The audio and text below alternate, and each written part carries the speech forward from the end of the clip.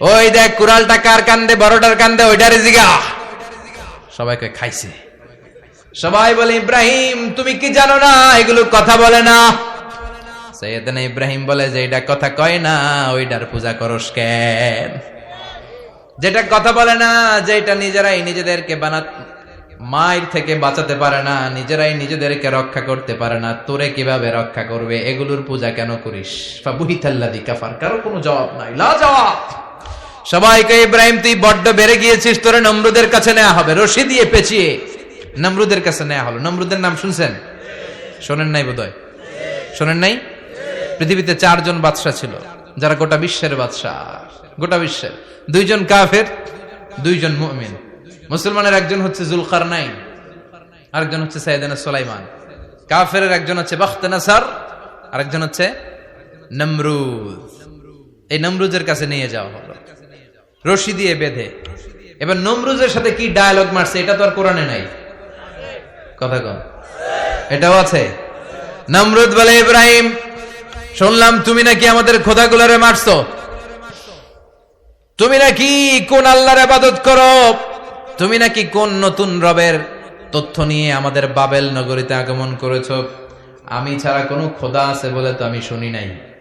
এই বাবেল নগরীতে আমি ছাড়া কোনো খোদা আছে আজকে নতুন শুনলাম। কে তোমার খোদা?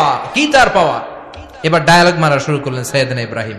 সাইয়েদনা ইব্রাহিম বললেন রব্বি আল্লাযী ইউহয়ী ওয়া ইউমীত। আমার রব এমন রব যিনি জীবন দেয় আবার মরণও দেয়। জীবন দেয় কে? আল্লাহ। মরণ দেয় কে? আল্লাহ। নমরুদ বলে তাই তোমার আল্লাহ জীবন দেয় মরণ দেয়? আনা উহয়ী ওয়া উমীত। এবার নমরুদ ডায়ালগ মারতেছে, খালি ডায়ালগ।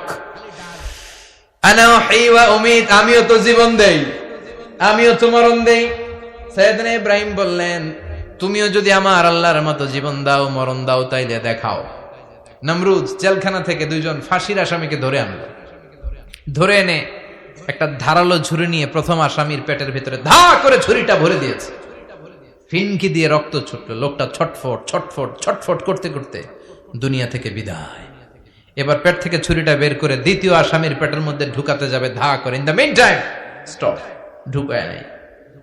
পেটে ঢুকাইতে যাবে, ঢুকায় নাই। কয় ইব্রাহিম এই যে দেখো তোমার সামনে প্রথম লোকটারে আমি মৃত্যু দিলাম, আর এটার মৃত্যুর পথ থেকে বাঁচাই এটারে আমি জীবন দিলাম। প্রথমটারে দিলাম জীবন, পরেরটারে দিলাম, প্রথমটারে দিলাম মরণ, পরেরটারে দিলাম জীবন।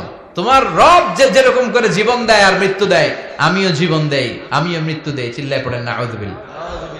সাইয়েদনা ইব্রাহিম বিপদে পড়ে গেলেন। তাই তো আসলেই তো প্রথম লোকটারে মৃত্যু দিল, দেয় নাই?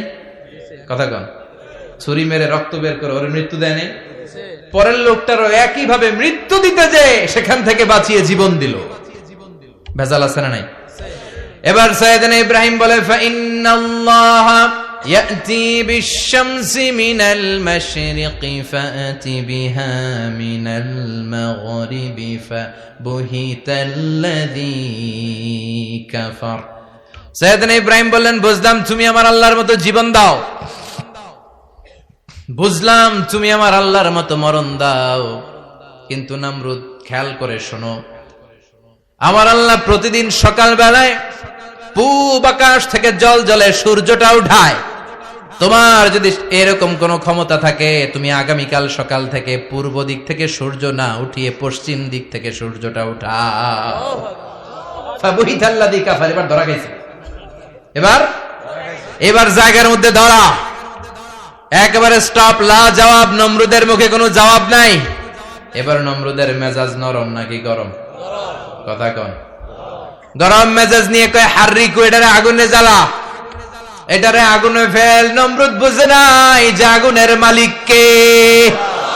বিশাল আগুনের কুণ্ডলি পাকিয়ে সাইয়েদনা ইব্রাহিমকে আগুনের মধ্যে ফেলে দেয়া হলো। হাতের মধ্যে রশি, পায়ের মধ্যে রশি, সারা দেহের মধ্যে রশি পেঁচিয়ে আগুনের কুণ্ডলিতে ফেলে দেয়া হলো। মুহূর্তের মধ্যে আগুনের প্রজ্বলন শক্তি ওই রশিগুলোকে জ্বালিয়ে পুড়িয়ে সারখার করে দেয়, কিন্তু সাইয়েদনা ইব্রাহিমের দেহের একটা পশমও জ্বালায় না। যে রশি দিয়ে টাইট করে পাচ্ছে ওনার দেহের সাথে লাগানো টাচ করা রশি, ওই রশি জ্বলে যায়, কিন্তু সাইয়েদনা ইব্রাহিমের পশম জ্বলে না। চিল্লায় পড়েন আল্লাহু আকবার। আজ যদি তোমাদের মাঝে কেউ ইব্রাহিমের মতো ঈমান আনিতে পারো, অগ্নিকেও পুষ্প বলে পরিণত করিতে পারো। ঠিক কিনা? মুসার মতো ঈমান হলে রাস্তা হবে সাগর জলে, ইউসুফের মতো ঈমান হলে একে একে দরজা খোলে। সাইয়েদনা ইব্রাহিমের মতন ঈমান যদি আজও থাকে বিদ্যমান, অগ্নিকুণ্ডে দেখতে পাবে খুবসুরত এক ফুলবাগান। ঠিক কিনা? ওই ঈমানটা দরকার। ওই ঈমান যদি ঈমানের মতো হয়, আগুনের কুণ্ডুলকে ফুলবাগান বানিয়ে দিবে কে? সাইয়েদনা ইব্রাহিম বসে রইলেন। নমরুদ কয় আরো আগুন জ্বালা, এলাকার বড় বড় গাছগুলো তক্তাগুলো কেটে আগুনের কুণ্ডলিতে ফেল।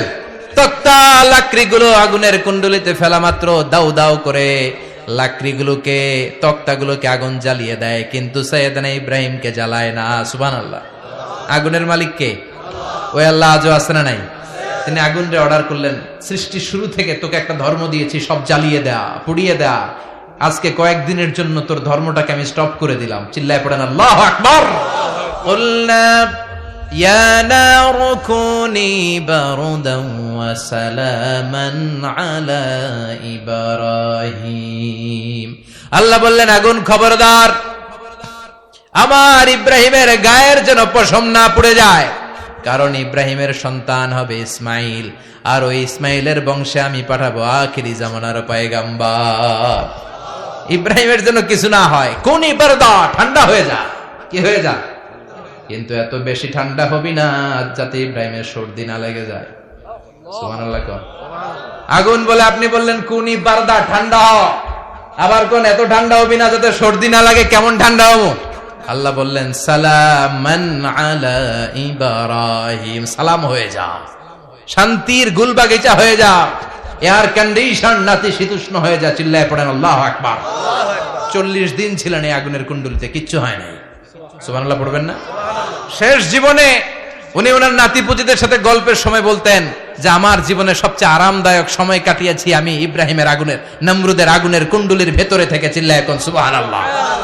তার মানে পুরো আগুনের কুণ্ডলির গুলবাগিচা বানিয়ে দিয়েছে কে? ওনার জীবনের শ্রেষ্ঠ সময় নাকি এটা?